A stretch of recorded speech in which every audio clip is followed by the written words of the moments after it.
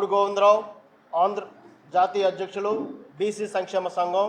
జాతీయ బీసీ సంక్షేమ సంఘం ఆధ్వర్యంలో బీసీ సమస్యలను పరిష్కరించాలని, బీసీ డిమాండ్లను పరిష్కరించాలని, బీసీ హక్కుల సాధనకై జూలై 20వ తేదీన బీసీలకు చట్టసభల్లో 50% రిజర్వేషన్ కల్పించాలని, బీసీలకు కేంద్రంలో ప్రత్యేక బీసీ మంత్రిత్వ శాఖను కూడా ఏర్పాటు చేయాలని, దేశవ్యాప్తంగా జనగణనతో పాటు కుల గణన కూడా కేంద్ర ప్రభుత్వం అన్ని రాష్ట్రాల్లో కూడా చేపట్టాలని, బీసీలకు జనాభా తామాసా ప్రకారంగా సామాజిక, ఆర్థిక విభిన్న రంగాల్లో కూడా తగిన ప్రాధాన్యత కల్పించాలని, నామినేటెడ్ పోస్టులో 50% రిజర్వేషన్ కూడా కల్పించాలని, చట్టసభల్లో అన్ని రాష్ట్రాల్లో కూడా 50% రిజర్వేషన్ కూడా కల్పించాలని, రైతులకు, బీసీ రైతులకు 100% సబ్సిడీతో కూడినటువంటి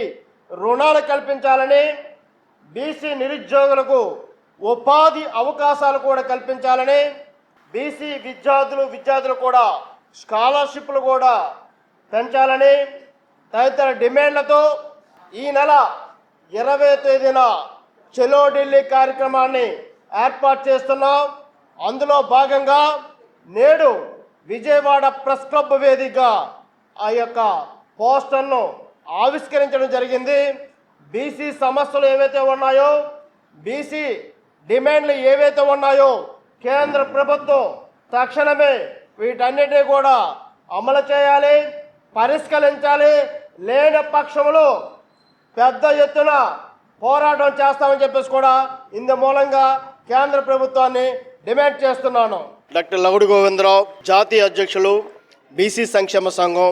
జాతీయ బీసీ సంక్షేమ సంఘం ఆధ్వర్యంలో బీసీ సమస్యలను పరిష్కరించాలని, దశాబ్దాలుగా శతాబ్దాలుగా ఉన్నటువంటి బీసీ డిమాండ్లు ఏవైతే ఉన్నాయో వాటన్నిటిని కూడా పరిష్కరించాలని, ముఖ్యంగా దేశవ్యాప్తంగా జనగణనతో పాటు కులగణన కూడా చేపట్టాలని, అదేవిధంగా చట్టసభల్లో 50% రిజర్వేషన్ కూడా ఏర్పాటు చేయాలని, కేంద్రంలో ప్రత్యేక బీసీ మంత్రిత్వ శాఖ కూడా ఏర్పాటు చేయాలని, మరి అదేవిధంగా నామినేటెడ్ పోస్టులో కూడా బీసీలకు 50% రిజర్వేషన్ను కల్పించాలని, జనాభా తామాసా ప్రకారంగా ఆర్థిక, సామాజిక విభిన్న రంగాల్లో మా యొక్క బీసీల వాటా ఏదైతే ఉందో తూచా తప్పకుండా కేంద్ర ప్రభుత్వం పాటించాలని, బీసీ నిరుద్యోగులకు ఉపాధి అవకాశాలు కల్పించాలని, రైతులకు 100% సబ్సిడీతో ఉన్నటువంటి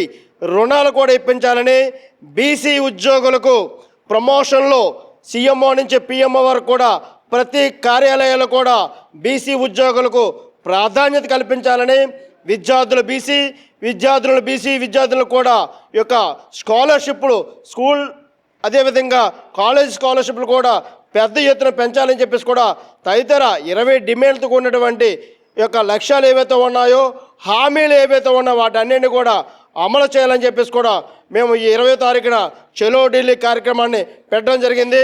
అందులో భాగంగా కేంద్ర మంత్రులను, పార్లమెంట్ సభ్యులు కూడా ప్రతి ఒక్కరిని కూడా పార్టీలకు అతీతంగా, కుల మతాలకు అతీతంగా మా యొక్క ఎజెండా ఏదైతే ఉందో బీసీ సమస్యలు పరిష్కరించాలని, బీసీ డిమాండ్లు ఏవైతే ఉన్నాయో వాటన్నింటినీ కూడా కేంద్ర ప్రభుత్వం అమలు చేయాలని ప్రధాన లక్ష్యంతో మేము ఈ యొక్క చలో ఢిల్లీ కార్యక్రమం ఏర్పాటు చేయడం జరిగింది. కాబట్టి మరి ఎప్పటికైనా కేంద్ర ప్రభుత్వం బీసీలకు ఉన్నటువంటి హామీలు ఏవైతే ఉన్నాయో వాటన్నింటినీ ప్రకారంగా అమలు చేయాలి.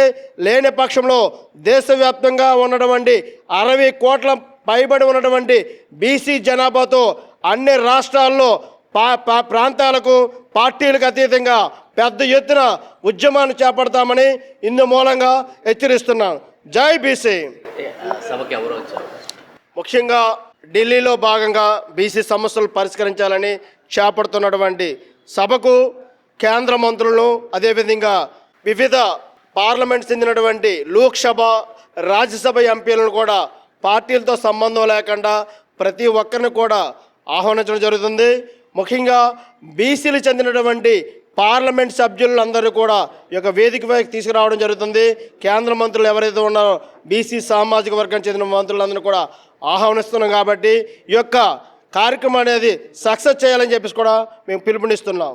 విజయవాడ నగరంలో ప్రెస్ క్లబ్ వేదికగా మన లవుడు గోవింద గారు మన వైజాగ్ నుంచి వచ్చి ఇక్కడ ప్రెస్ మీట్ పెట్టి బీసీలందరినీ ఒకే తాటి మీదకి తేవాలని, ఎవరు కలిసినా కలవపోయినా అందరినీ ప్రతి ఒక్కళ్ళ దగ్గరికి వెళ్ళి ఈయన అందరూ రండి, మన విద్యార్థులకి, మన పొలంలో చేసే రైతులకి, వీళ్ళందరికీ కులాలకి అతీతంగా ఇచ్చేసి ఎంతో శ్రమతో ఎప్పటికప్పుడు ఈ బీసీల కోసం పాటుపడి తిరిగి రేపు కార్యక్రమం 20వ తారీఖు ఢిల్లీ కార్యక్రమానికి మీరందరూ కూడా వచ్చి విజయవంతం చేయాలని కోరుచున్నాం. డిమాండ్స్ ఏంటి? ఏం డిమాండ్ చేస్తారు? బీసీలకి ఏం డిమాండ్ చేస్తారు? బీసీలకి స్కాలర్షిప్లు కానీ కొంతమందికి ఇస్తున్నారు, కొంతమందికి కొద్దిగా అగ్ర కులాల్లో ఉన్నారని వాళ్ళకి ఇవ్వట్లేదు.